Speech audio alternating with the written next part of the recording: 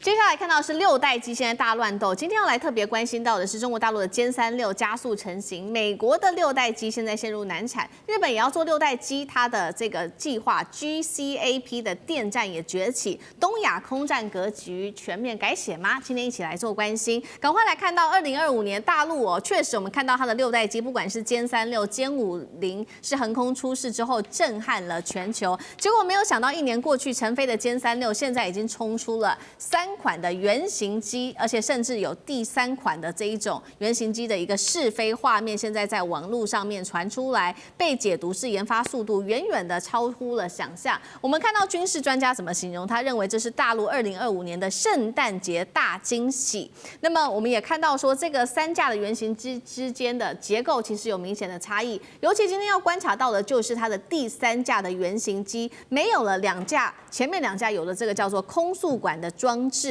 所以要請教酈將軍怎麼看有關於第3架跟前面2架的差異，還有這個空速管消失代表什麼樣的意義？殲36會提前成軍嗎？將軍怎麼看？這確實這個研發的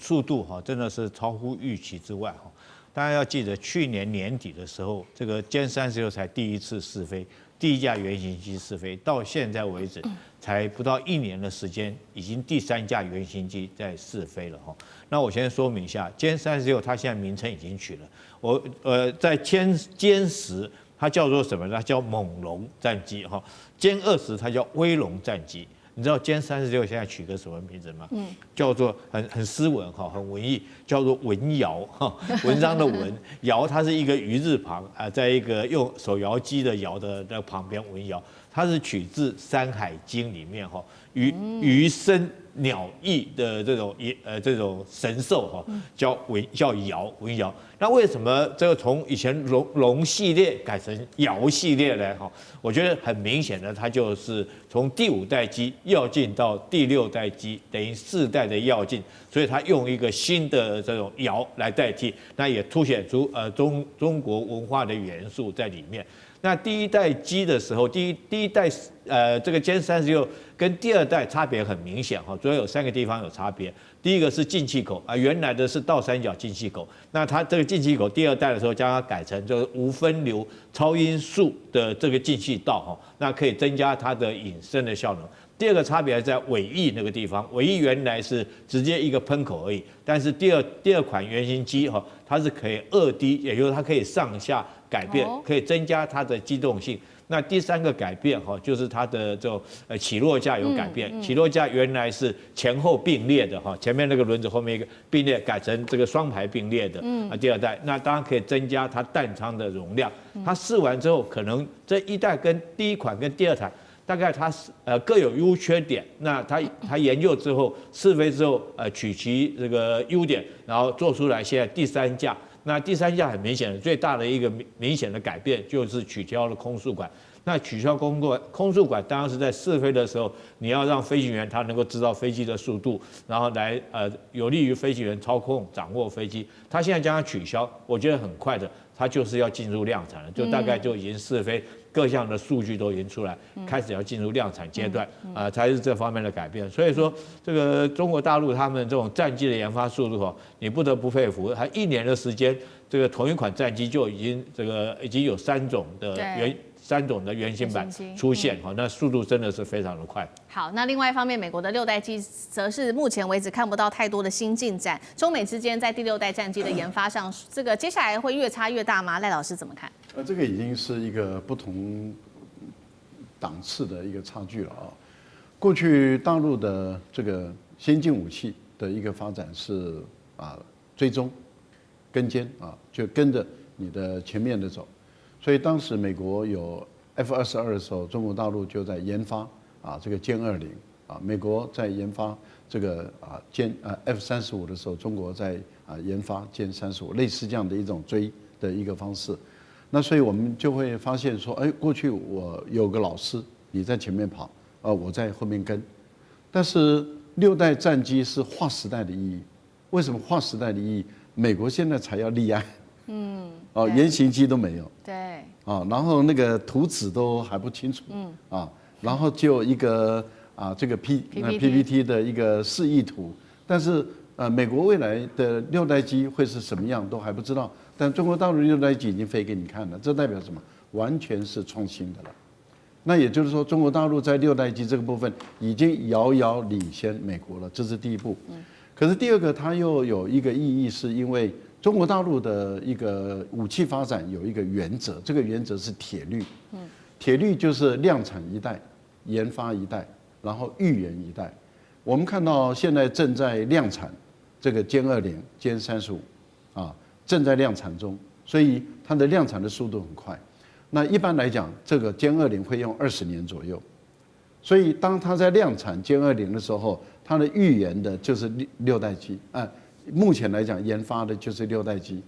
，6代機原型機已經出來了。那預研一代的意思，也就是說7代機已經立案了，已經在研究室裡面，這些研究員已經在思考這第7代戰機是要一個什麼樣的形態的一個戰機，所以當這個十幾20年後，這個殲20啊，這個要結束了。一般來講，我們看到殲20當時在試飛的時候，大概用了8年、10年的時間，8架原型機在不同的檔次試飛。那現在殲20已經在服役了，在量產了，所以6代機很有可能在5、6年左右，它会開始進入量產。然後因為它還要經過各種不同的場域，高原，然後熱帶很多地方，它都要做試飛，然後在最後要做定型、定裝，然後等到6代機要出來的時候，其實已經是第8代機也已經是在預研的階段了。那你想，現在美國才是對，美國現在還在圖紙，對，那已經被中國大陸甩在後面了。中國大陸已經後面看不到人了，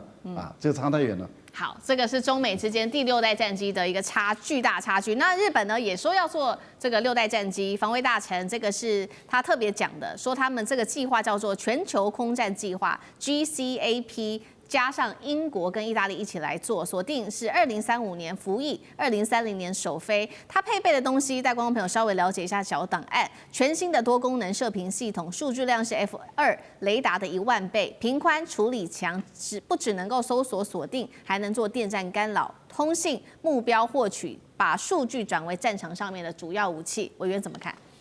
？GCAP 啊，如果翻譯做全球戰鬥空間計劃。是蠻適合的，因為它本身不是一個戰機的名字，它是從以前日本的 FX 所發展出來的，或者 F2 所發展出来的。問題是，它這個頂多就是5代半的戰機而已。它想要跟中國大陸的殲20比，似乎全球都認為技術上還差那麼一點點，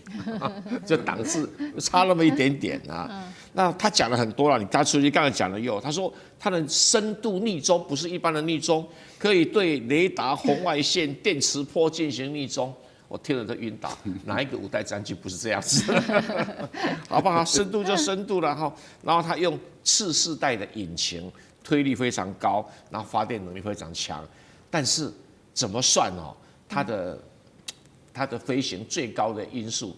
大概而已，就是超音速一點點而已，就是不能跟大陸很多戰機都快了2倍音速，不太一樣哈。好，那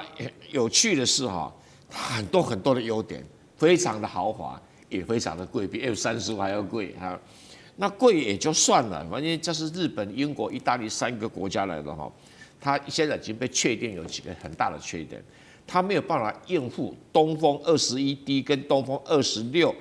飽和攻擊，沒辦法，無法生存力很低，因為它不是它是5代戰機逆中的，可是它不是空中的王者，它不是，但是它是空中的指揮官，這2個性質是不一樣，因為它的電子設備很多，所以在上面一架飛機可以指揮很多的僚機，但是自己參與戰鬥，它的操縱性能就被比下去了，就被大陸殲20比下去了哈。那更好笑的是什麼？他說這個第一波的即時空優還要靠 F35。